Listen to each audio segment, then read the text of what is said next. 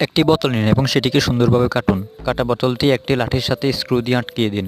তাহলে খুব সহজে আপনি একটি লাইট খুলতে এবং লাগাতে পারবেন। একটি পাইপকে যদি শক্তভাবে বাঁধতে চান তাহলে একটি জিয়া তার নেন এবং একটা স্ক্রু ড্রাইভার নেন। এভাবে বেঁধে ফেলুন। প্রথমে একটা সুতলি নেবেন এবং এইভাবে ফিসিয়ে এটিকে ওই যে ফাঁকা স্থানে ঢুকিয়ে দিবেন। এরপর একটা টান দিবেন, দেখবেন যে অনেক মজবুত হয়ে গেছে। একটি নষ্ট বালতিকে সুন্দরভাবে খুলবেন এবং এর ভিতরে থাকা সকল কিছু বের করে ফেলবেন। এরপরে এর ভিতরে কিছু তেল দিবেন। তেল দেওয়ার পরে উপরে একটা দড়ি দিবেন এবং সেখানে আগুন ধরিয়ে দিলে দেখবেন যে খুব সুন্দরভাবে এটি জ্বলতেছে। এটি দেখতে সুন্দর এবং ইউনিক মনে হচ্ছে। টায়ার রিংয়ে টায়ার ঢোকানোর জন্য একটা দড়ি ব্যবহার করুন। এইভাবে চাপ দিলে দেখবেন যে এটি সুন্দরভাবে আটকে গেছে। কোনো স্প্রিংকে আটকানো এটাই হচ্ছে সবচেয়ে সহজ মাধ্যম।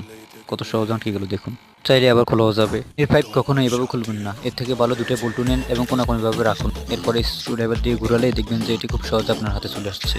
নলের আবার ঢোকাতে হলে একটা দড়ি নিন এবং সেটিকে খুব জোরে একটা টান দিন, দেখবেন যে এটি খুব সুন্দরভাবে আটকে গেছে।